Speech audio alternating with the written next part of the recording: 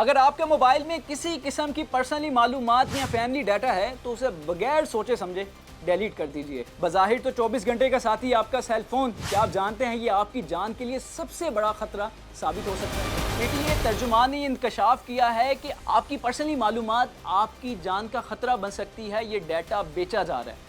आखिर ये डाटा कैसे बेच रहे हैं, कैसे बिक रहा है और इससे बचा कैसे जा सकता है, आज के इस व्लॉग में हम आपको बताएंगे। पीटीए पाकिस्तान टेलीकम्युनिकेशन अथॉरिटी ने ये इंकशाफ किया है कि हमने पिछले 6 महीनों में बहुत सारे ऐसे गिरोह पकड़े हैं जो इंटरनेट में बैठ के लोगों की पर्सनली मालूमात को ले रहे हैं और उसको डार्क वेब पे बेच रहे हैं और उससे भारी रकम कमा रहे हैं। हमारा मकसद आपको ये बताना नहीं है कि वो भारी पैसे कमा रहे हैं, भारी रकम कमा रहे हैं। हमारा मकसद ये है कि आप इन तमाम स्कैम से बच कैसे सकते हैं, आप अपनी फैमिली की तस्वीर, अपनी फैमिली का डाटा, अपनी ज़ाती मालूमात को कैसे महफूज कर सकते हैं। ये मोबाइल में जितनी चीज़ें हैं इस वक्त वो अब महफूज नहीं रही। ये मैं नहीं कह रहा, बल्कि पाकिस्तान का सबसे बड़ा इदारा पाकिस्तान टेली कम्युनिकेशन अथॉरिटी आपको तंबीह कर रहा है। हुआ कुछ यूं है कि पीटीए के तर्जुमान ने कुछ दिन पहले बताया कि हमें सबसे ज़्यादा एफआईए की तरफ से जो खबरें मौसूल हो रही हैं वो ये हो रही हैं कि लोगों की लोकेशन जो है वो आगे बेची जा रही हैं और लोगों की जो तस्वीर हैं, शनाख्ती कार्ड की तस्वीर और उसके अलावा जो भी फैमिली की तस्वीर है वो भी आगे बेच के लोग पैसे कमा रहे हैं। पीटीए के मुताबिक शहरियों का फैमिली ट्री यानी कि ख़ानदान, उसके नाम, उनका डाटा और उसके अलावा लाइव लोकेशन और शनाख्ती कार्ड नंबर और शनाख्ती कार्ड की तस्वीर सबसे ज़्यादा जो है बेची जा रही हैं। अगर आप इन तमाम चीज़ों से बचना चाहते हैं तो कुछ करना आपने यूँ है कि सबसे पहले जब आप अपना सेल फ़ोन बेचने जाते हैं, हमारे यहाँ तो सबसे पहले ये होता है कि ये कितने का बिकेगा, कैसे हमें नफ़ा पहुँचेगा और सबसे ज़्यादा रेट लगेगा जिस दुकान में, तो हम उसको बेच देंगे। हम ये नहीं देखेंगे वो दुकानदार कौन है, वो दुकानदार क्या उस पर एतबार किया जा सकता है या नहीं किया जा सकता। एफआईए के मुताबिक बहुत सारे दुकानदार ऐसे हैं फ़कत वो इसलिए मोबाइल मार्केट में बैठे हुए हैं, वो आपका मोबाइल महंगे दामों में लेकर उसमें से डाटा जो है वो आगे डार्क वेब पर बेच सकें।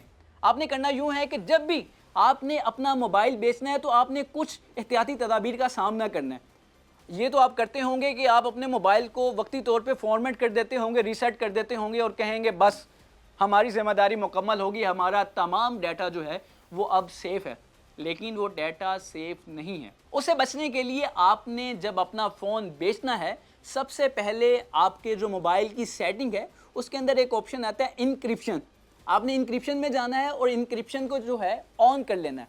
आप कहते होंगे हम ये भी करते हैं और साथ साथ हम तो वो बैकअप जो है वो भी ऑन कर लेते हैं। क्या बैकअप ऑन करने से आपकी ज़िम्मेदारी मुकम्मल होगी? नहीं।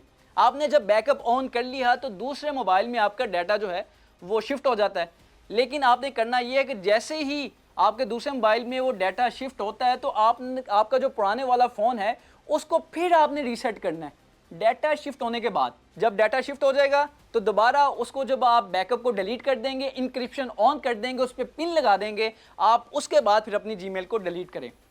इंक्रिप्शन को लॉक लगाने से होगा कुछ यूँ, बैकअप में तो डाटा अब आपका उधर शिफ्ट होने के बाद आपने डिलीट कर दिया, अब डाटा आपका उस फ़ोन में कभी भी रिकवर नहीं हो सकता।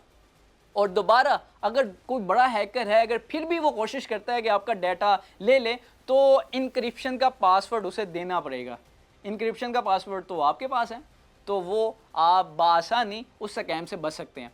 और दूसरे नंबर पे जो स्कैम हो रहे हैं वो ये हैं कि आपको फ़ोन आता है कि मैं इस इंस्टीट्यूट से बात कर रहा हूँ। अगर आप स्टूडेंट हैं तो उनके पास मालूमात होती है कि ये स्टूडेंट है, तो वो स्टूडेंट के हवाले से बात करते हैं कि अभी हम इस यूनिवर्सिटी से बात कर रहे हैं, अगर आप अप्लाई करना चाहते हैं तो हमारे पास स्कॉलरशिप्स हैं, तो आप अपने जो है वो डॉक्यूमेंट्स हमें भेज दें।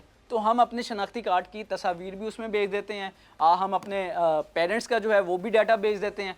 तो ये जो है शनाख्ती कार्ड की तस्वीर और एड्रेस, जो पता चला है पीटीए के मुताबिक सबसे ज़्यादा जो बेचा जा रहा है वो आपका एड्रेस और शनाख्ती कार्ड की तस्वीर बेची जा रही हैं।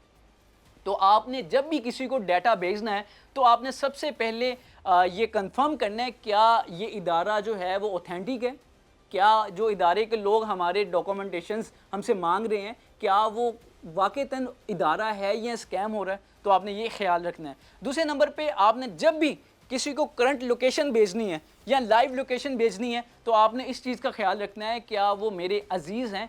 आपने किसी भी ऐसे बंदे को लोकेशन नहीं भेजनी और अपने व्हाट्सएप बिज़नेस पर भी लोकेशन नहीं लगानी जिससे लोग जो है वो लोकेशन कॉपी करके उसको भी बेचा जाए। ये सवाल पैदा होता है कि ये लोकेशन, ये तस्वीर, ये शनाख्ती कार्ड की तस्वीर और एड्रेस लोग करते क्या हैं?